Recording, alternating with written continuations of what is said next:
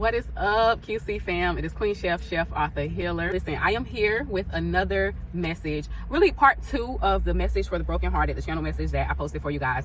This will be part 2 of that. So if you watched that one, tune in to this one. If you haven't watched that one yet, probably go watch that one first and then come back to this one.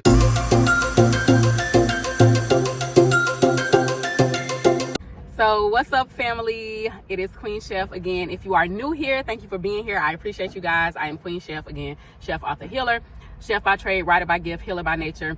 And I want to begin this message by letting you guys know. So in the last one, I forgot to say it at the beginning, but the baseline things are still the same. So the color for this message was yellow. When you come across this, you'll know it's for you. You are either wearing yellow is around you somewhere, or it's just significant to in this moment when you see this.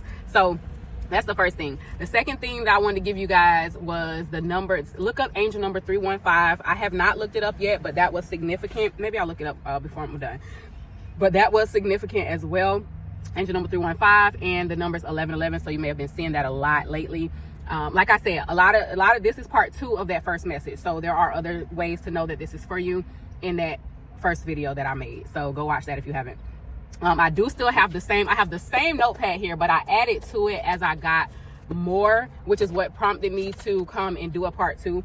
And basically, I'm going to kind of just pick up from over there where I left off and give new advice as well, or additional advice as well. One thing that was really, really significant was the part about you putting this person on a pedestal. Whoever is the reason for this broken heart you're walking around with, or, you know, these wounds that you're feeling. You put this person on a pedestal. But one thing that I really wanted to dig into this time was how you've become really, not only did it mess with your confidence and your self-esteem, but now you are really hypercritical of yourself. Criticism really just kind of like, that was really jumping out at me. So I actually made a note about that right here. Like, it really messed up with your self-esteem, and to the point where you're critiquing things about yourself that you may have never critiqued before. You're critiquing things about yourself that you didn't even see as an issue before, but now that person may have either called them out, or just now because of how that person treated you, now you're criticizing things about yourself that aren't even really an issue. Nobody else has ever complained about before, but you're just so hypercritical because of how you were treated by this person. And for a lot of you, what it was is, it wasn't even that through the relationship it was so bad, but how they treated you towards the end. Like I always say, it's not necessarily what you did, but how you did it. I know when I experienced this, just a little bit about that. When I experienced a breakup that was actually like hurtful to me, it was the ending. It was how they went about what they did at the end. So it could be the same situation for you. It could be significant for you as well. And this, like I said, this message is a part 2, so it still kind of holds the same energy as that first one, which is, a lot of it was, I just got really like just heavy, like sadness. Like that's why I titled it what it was. Like, it's a message for the brokenhearted, because it's like you're walking around, even if you feel like you're moving forward, it's like you're just walking around with this sadness that you haven't really been able to just eliminate and really get rid of. Another thing was, you've been staying busy. I wrote down staying busy. Like, you've been staying busy to try to move on. And it's like you're moving forward, but you're not necessarily healing. You're moving on, but you're not healing. And the problem with that is, you're gonna get in another situation, and you're gonna still have these thoughts. You're gonna still have remnants of these thoughts. If this new person does something that is even close to, or says something that might be similar or even close to what this other person used to say, then that might trigger you, or that might cause you to have, not believe in anything new moving forward. And that's going to be very important for you moving forward. Like, you have to move forward. Like I told you in the last one, you have to move forward with emotional balance. Like, that is going to be super important. Another thing that I channeled was power struggles. You guys probably like used to really have a lot of power struggles. Like I said, the relationship itself probably wasn't terrible, but when you did have issues, it was usually like a struggle of who decides what, or who makes the decisions, who, you know what I mean? And there should have been more working together. There should have been more partnership, is what I'm hearing. So, it's just something to consider, and it's something to really pay attention to moving forward. Another thing that you guys another way to kind of maybe know this was for you, you guys might have really enjoyed watching movies together. When the times were good, that might have been something that you had as a shared hobby, something that you both really liked movies, and that was like a good quality time for you guys. You've seen that as something valuable to the relationship. So that's another way for you to know if this is for you.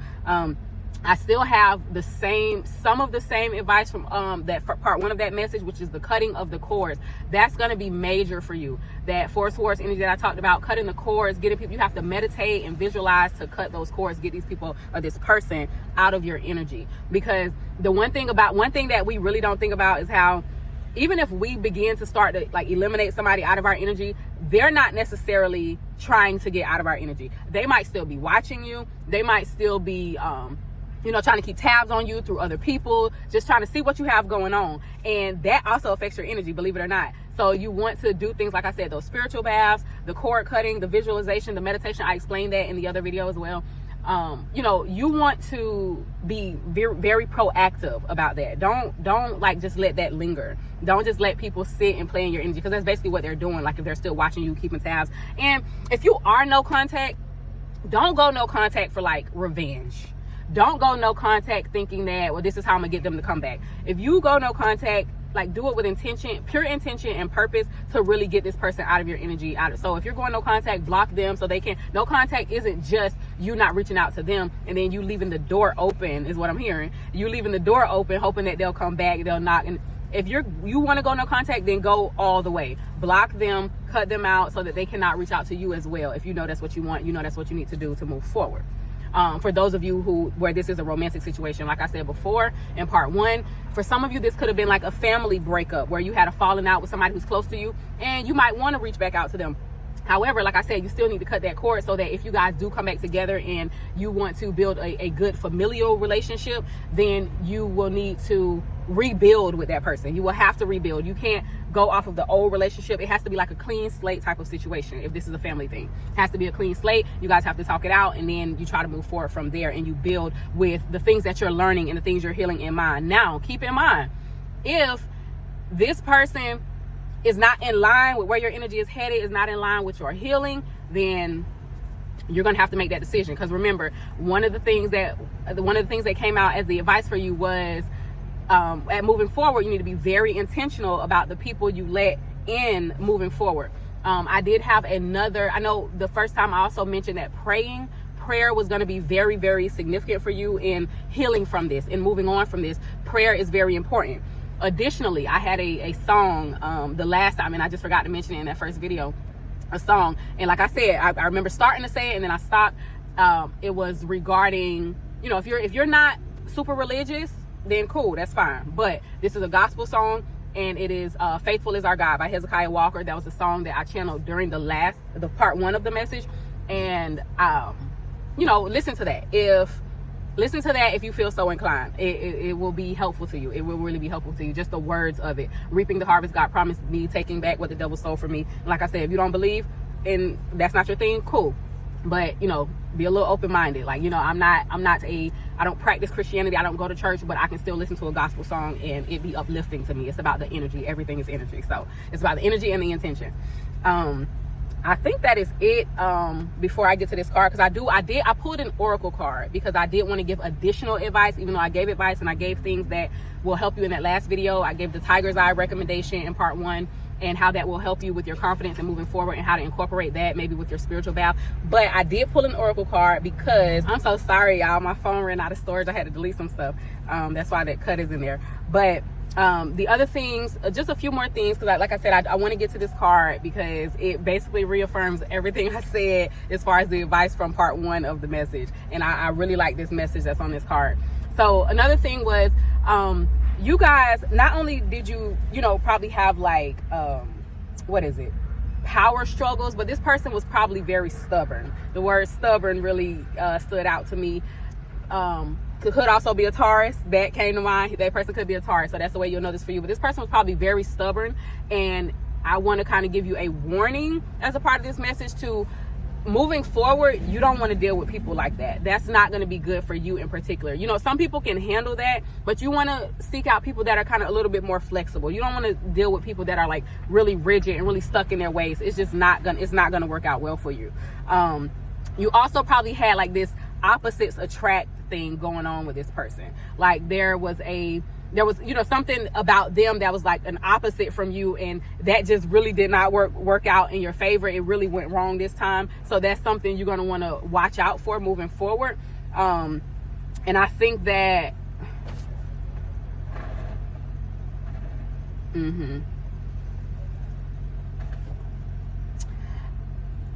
another thing I was gonna say, I think that that's what you thought, that the opposites attract thing was like a bonus, because you felt like that added to what you guys had. You'd have more interest in, interesting things to discuss. Like you'd have more to talk about, more to learn from each other, I'm hearing, because of that opposite thing. But with that not working out well with this particular person, you may just want to be cautious of that moving forward, because not that a person has to like everything that you like, not that you guys can't introduce each other to new things, but that opposites attract thing for you is kind of a sign of that stubbornness that you want to avoid. So moving forward, that's how you may know that somebody is not necessarily for you, or they may be a little bit too rigid or too stubborn for you. That opposites attract thing that kind of drew you to this person. Also, inner child healing is where you want to really focus. So I'm kind of getting into the additional advice for this part 2 of the message. You really want to focus on inner child healing, because there's something in you. The real reason for your sadness, the sadness that you won't let go of, you have to start asking the questions like, why did I need this person to choose me so badly? Why did I need to be chosen by this person? Why did it crush me so much when they did not choose me? So that when I heard that kind of tells me there may have been another person involved. They may have chosen someone over you, or there could have just been somebody else there the whole time. I don't know which one. That's for you to determine or apply where you need it. But in some way, shape, or form, they didn't choose you. 333. They didn't choose you, and that really kind of is what made you so sad. So that's an inner child wound. You have to go and remember, I'm speaking from experience, y'all. That part, I'm speaking from experience. You will need to really ask yourself, and maybe journal about it. Whatever you do to get your feelings out, I highly suggest journaling, but you will really need to use whatever tool you have to answer these questions.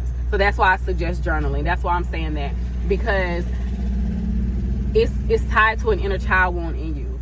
There's a reason you needed them to choose you. That's the part that crushed you. Like I just my heart is like, it's kind of tightening up my chest. That's the part that crushed you, and like I kind of want to cry a little bit. Like that's the part that really made you sad. They didn't choose you. So you have to go in. You have to really go deep with this and figure out what was it that happened to you, either in your childhood, or what are you hanging on to from way before. Like ask the little you, the inner child in you, why did it hurt me so much that this person didn't choose me? Because it's not about them. It's not about the person that they chose. It's about the fact that you needed them to choose you, and you have to figure out why. So ask that question, maybe write it in a journal, and then just answer it. And answer why, who didn't choose me as a child? Who neglected or abandoned me as a child to the extent that I needed this other person in this situation? I needed to feel chosen. I need to feel chosen in these kind of situations. Ask yourself that. And then my suggestion to you, learn how to start choosing yourself. Choose yourself so much that it don't matter if anybody else choose you. That is going to be so freeing for you. When you have a choice between you, something you want to do, choose you. Choose what you want. Choose to do what you want. That's where that inner child healing comes in. Because the more you heal that inner child, and you let that inner child just roam free, do what he or she wants to do out in the world, or when you know what I mean? And like I said in the other one, pick hobbies that will help you in moving forward as well. Because as you do those hobbies, that's you healing that inner child as well. Because just doing things that you wanted to do, like I say, as a child, like I said in my situation, I did horseback riding, kickboxing, things like that, because I could never afford to do those things. My mom couldn't afford that. We, as a child, we could not afford that. So doing it now is healing for me, not only from the breakup situation, or not only from that aspect, but doing it now was healing for me, because that's me letting my inner child roam free.